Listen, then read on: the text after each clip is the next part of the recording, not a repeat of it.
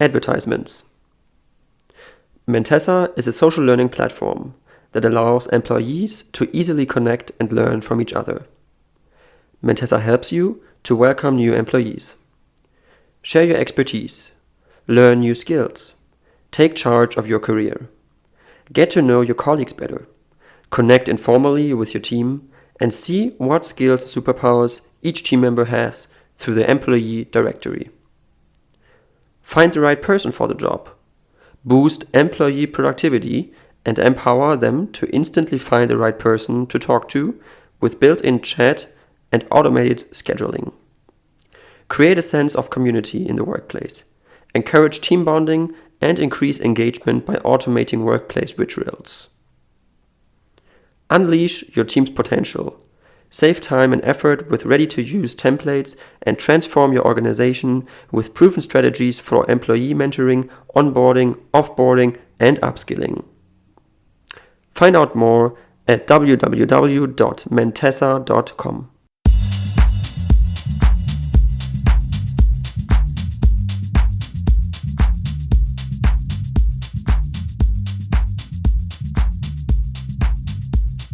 So thank you very much, Aubrey De Grey, that you found yourself in my podcast. You're an English biomedical gerontologist. And to just introduce you and for my listeners to find out about how you have become such a known person, because you are very known for talking about and publicizing a lot about how people can live longer and age longer through biomedical solutions. So maybe you could explain how that all started and how or what your take on that generally is. Sure, yes. And first of all, thank you for having me on your show.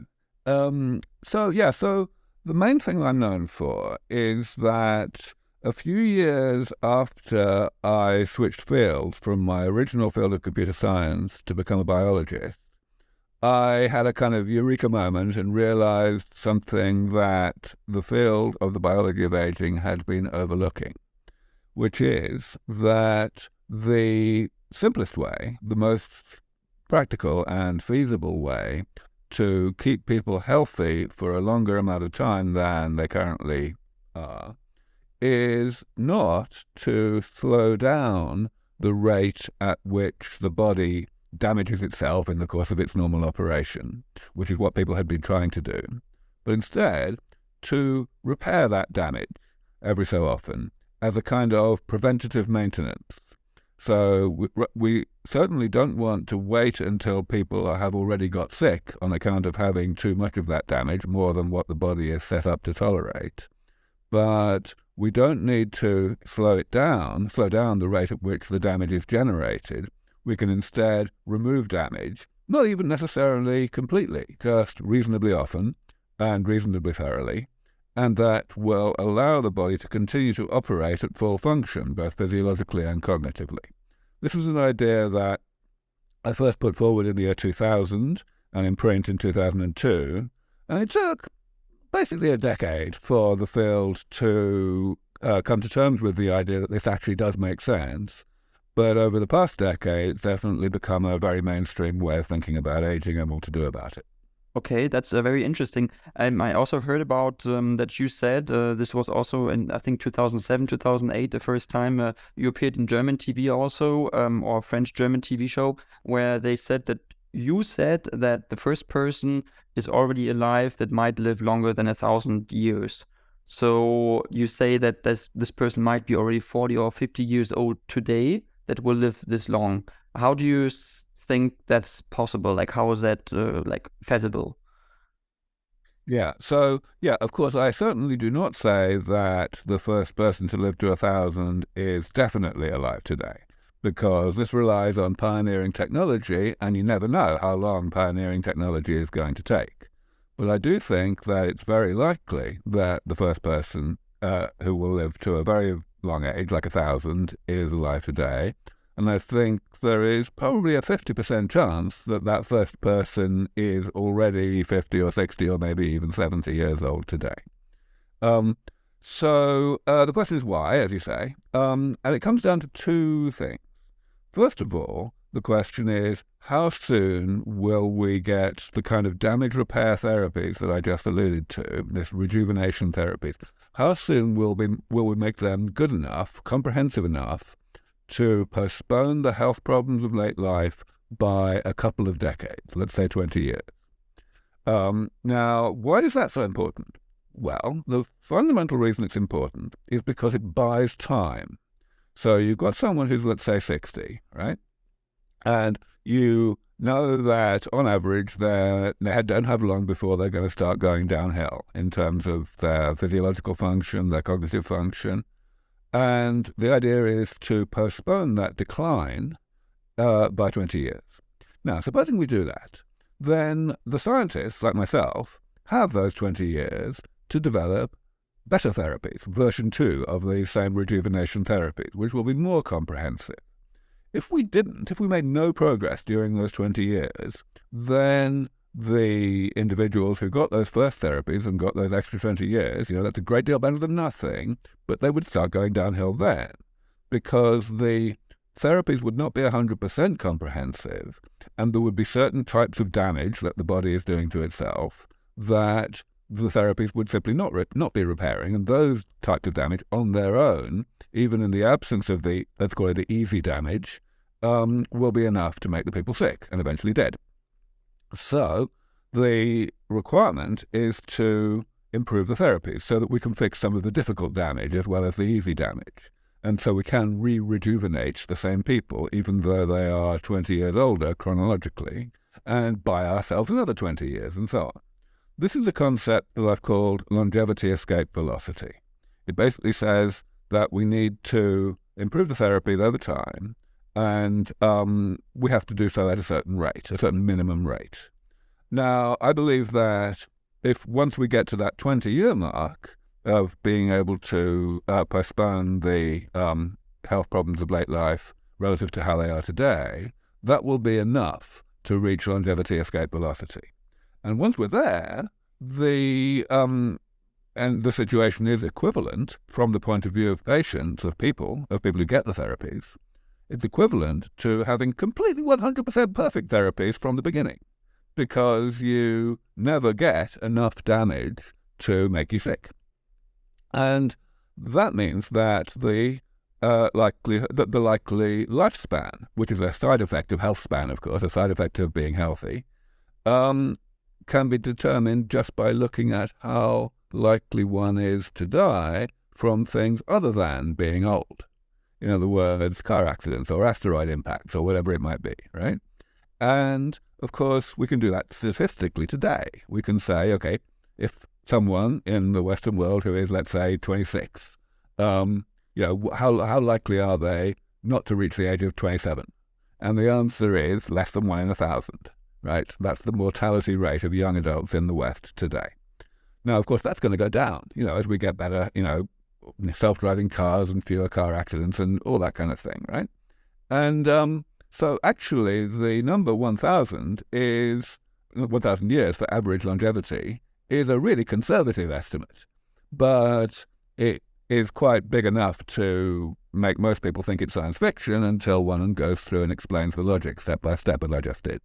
Mm-hmm. Okay, that's super interesting. But you say that we need definitely enhanced and better technology. You say we need what kind of technology are we talking about? Or are you just saying that we need better procurement for people who are already sick and who are already aging, and that they can kind of improve their health better? So we need better medicine in general, or?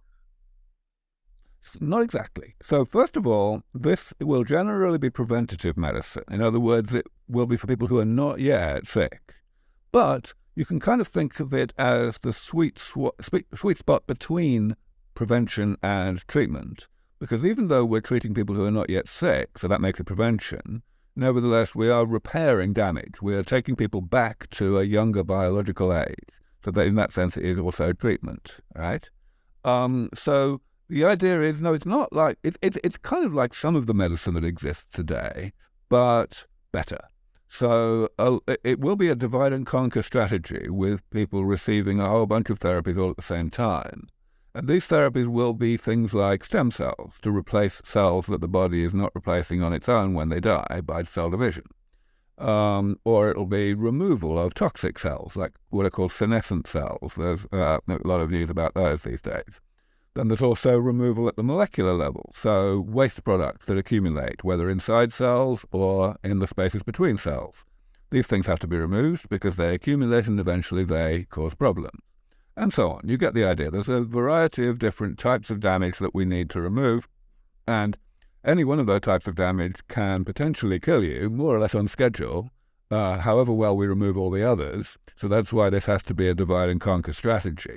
But all of the various types of damage that we need to remove are basically known, except, we come across occasional examples that are very similar to known examples.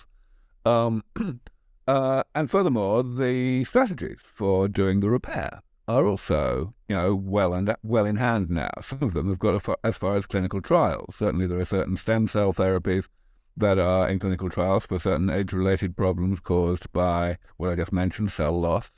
And also there are clinical trials in progress to remove senescent cells, and so on. So we're getting there. But there's still some way to go.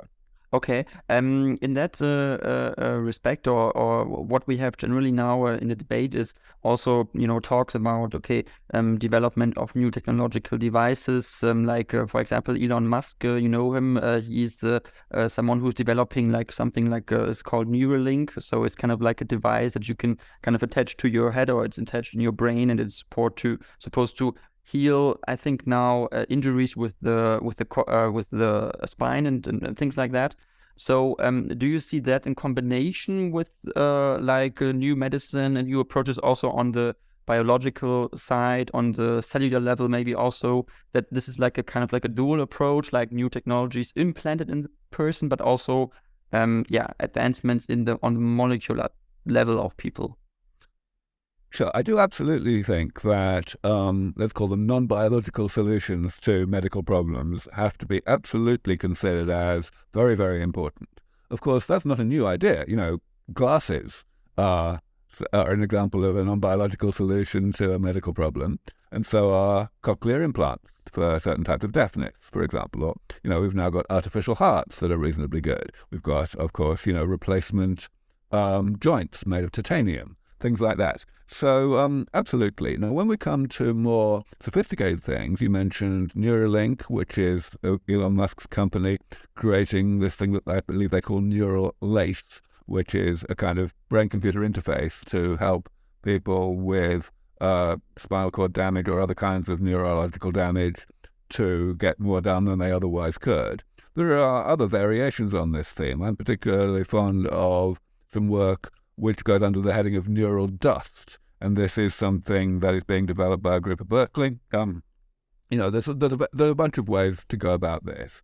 But I believe that the things have to go hand in hand. We will definitely, in my view, not get what we need just by non-biological solutions. We also need the boring wet stuff.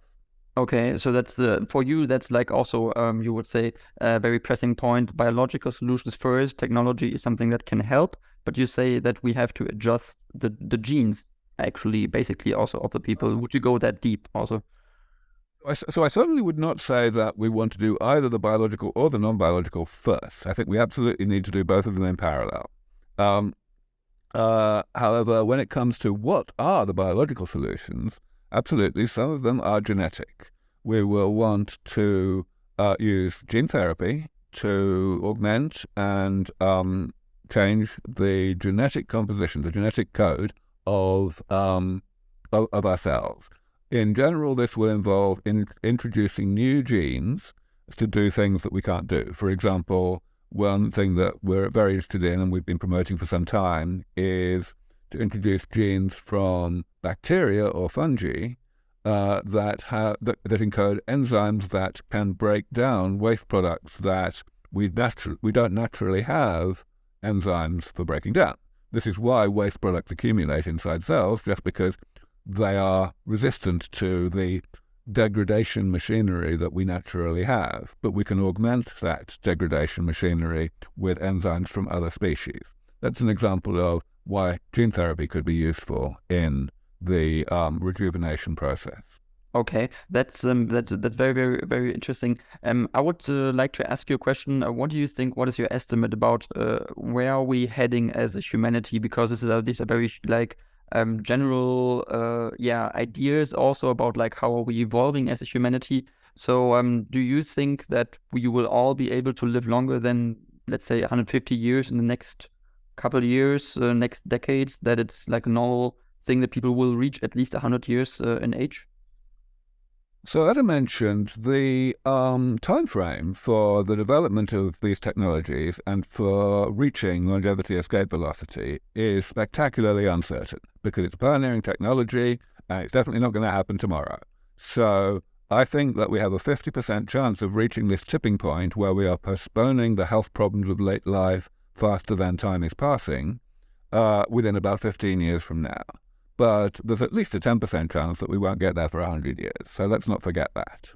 However, what we can definitely ask is the question, when we do get there, how's it going to be? What's going to happen?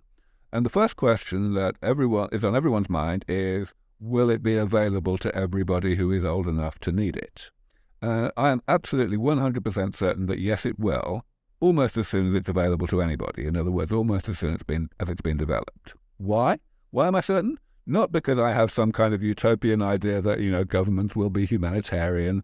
It's not even an electoral thing. I mean, I think it will be very difficult to get elected unless you have a manifesto commitment to make these things available with taxpayers' money, even in a country like the US, where I live now, which doesn't really believe in taxation.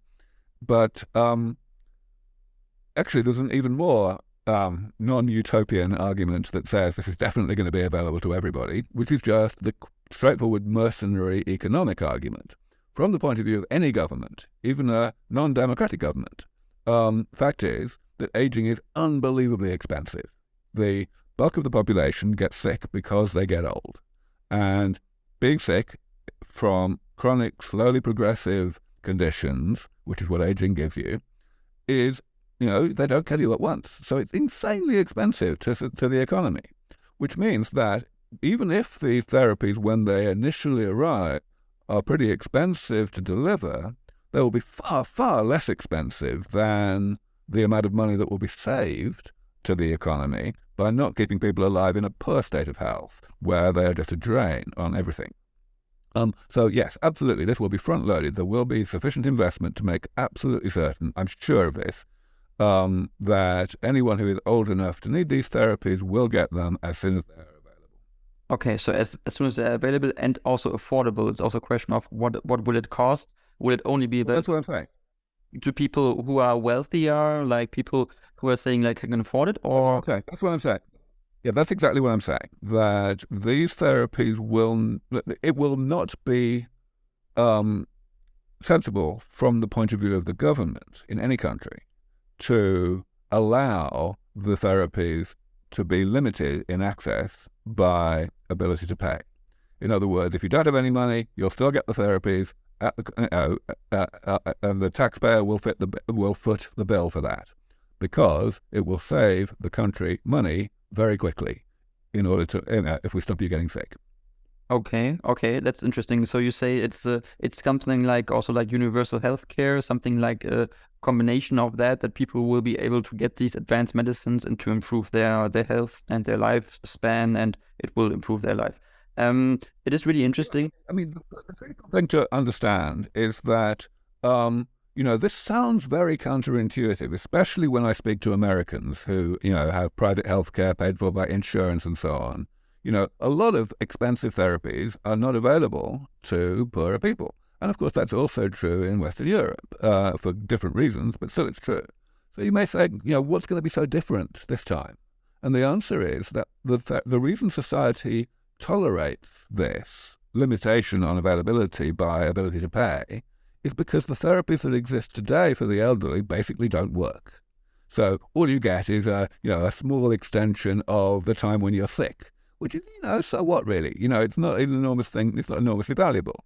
Whereas these therapies will give a big extension to how long you stay healthy, and that is very valuable. Okay. I have a question now because when you say it is likely that people will age a lot, will get much older. I was saying like 100 years and 50 years, but you were saying like 1,000 years. It is feasible. It is possible for certain people, maybe already today, or people that are born today will live like grow up in the 30s, 40s of this century. That they will have the necessary means and the technologies to do it. But what will people do when they get that old? Do you think that there will be a certain kind of mental challenge also to that when you are 100, 200, 300 years old? Is that something that the body is not used to or the mind will not be used to?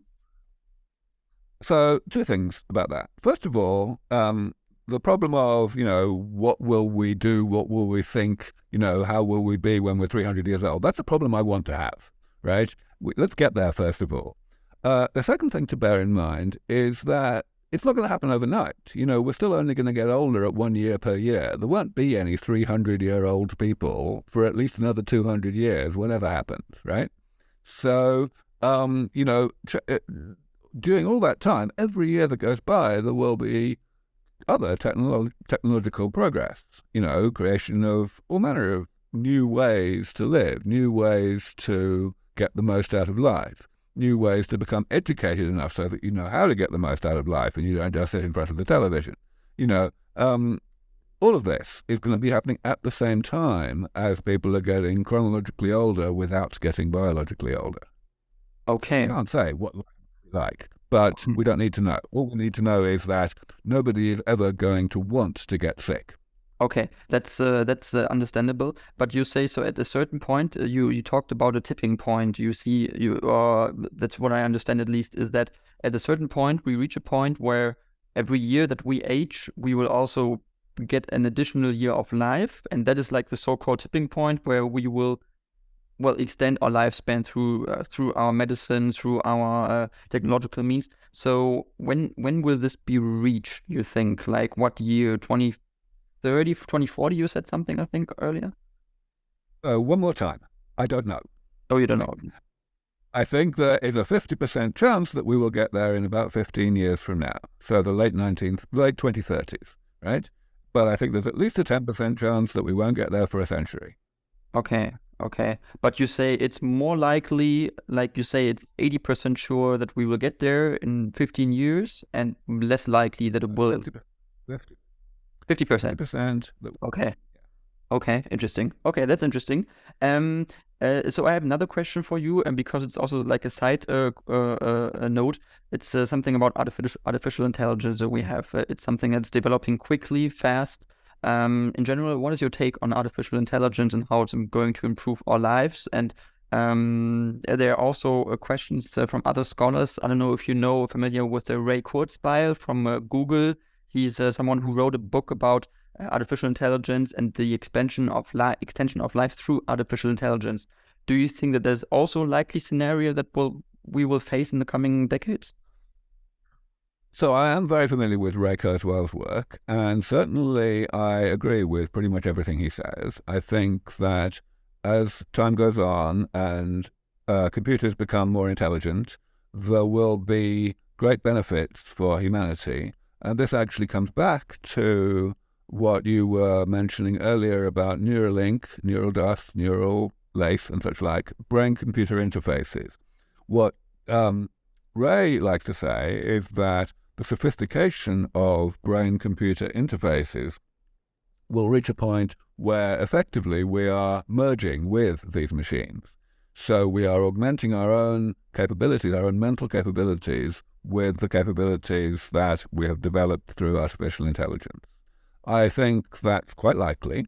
Of course, the rate at which it goes and the rate at which it's adopted depends on the details, and there's a lot that we don't know about what we will want computers to do to help us. But, of course, what we have seen over the past 30 years with the arrival and growth of the internet is that people are quite keen on using computer technology to augment their capabilities. And, of course, that's being done through our fingers and our voices rather than through any kind of brain-computer interface. But it's still made a big difference. So I think we can certainly look forward to that. Okay, so it's something to look forward to, but he also made a prediction in his book. I think it's 2045. He said he calls something that's called a technological singularity, where he says at that point it is not predictable anymore in the future what technological advancements we will do because we are already so far it's unpredictable. Do you agree with that take, and do you think it's likely that this will happen, or what do you think of that? There are various different definitions of the technological singularity. But for sure, I agree with Ray that even if we look 10 years into the future, the amount of progress that we will make with technology of all sorts, medical, computational, etc., is so big that it becomes pretty much a waste of time to try to predict the details of what those technological advances will be and how they will affect the human condition. Okay, so you think it's something that is likely to happen, but you don't because you will not make a prediction like you said about in 2030, 2040, when we will reach the tipping point, for example, with a certain probability. You are not so confident in making a prediction about that because this was also criticized and it was also somewhat controversial because some people say you can't really predict that. But whereas others say, someone like Ray Kurzweil, just as an example, has made other predictions in the past already about future developments, which happen to be true. So that's why it's kind of controversial. Yeah, right. So Ray and I are a little bit different in what we say here. Yeah, I am a fair bit more cautious and speculative in terms of the precision of my time frame predictions. I make them, but I make them more probabilistically than he does. But broadly speaking, we are not all that far apart in our time frame predictions. Okay, that's interesting. So another question that I have written down, and is also something that people listening to my podcast would be very interested in, I think, is because you are from England, obviously, but you moved to the US. In what way do you think is the US a better ecosystem for you, or also for this technology and for these ideas to kind of spread, talk about, and also work on? Is it a better ecosystem than Europe, for example? I would go further, actually. It's not just that the US is better, it's that Silicon Valley, specifically, is the best place in the world to do this kind of work. Because it's the best place to do any really pioneering technological work. So why is that? The fundamental answer is the attitude to failure. In anywhere else in the world, if you try something and you fail, most people think you're not very good. Whereas if you are in Silicon Valley and you try something and you fail, then most people will say, well, you were courageous enough to try something really difficult, therefore we'll give you another chance. So it's that kind of attitude that made Silicon Valley what it is. Even starting way back, like, shortly after the war, after World War II, and with, Hewlett Packard, for example, one of the pioneering companies in Silicon Valley. Of course, it was originally focused on computers, which is why it's called Silicon Valley. But it applies across the whole of technology. Certainly it applies to biotech as well. The attitude to failure is conducive to aiming high, which is what it's all about. Okay, and why do you think, because you have your European background or your British background, why do you think is Europe as a whole, as a continent, I would say, failing to have this kind of pioneering spirit, or not as much as the US is having? Well, a lot of these things come down to ancient history and how the countries were founded and how much history they have and so on. I don't really think there's a single answer to that. I don't have any particular words of wisdom there. And it's not as if nothing happens in Europe. I mean, there's plenty that does go on that's really valuable. I have many, many colleagues in Europe that are doing very exciting work.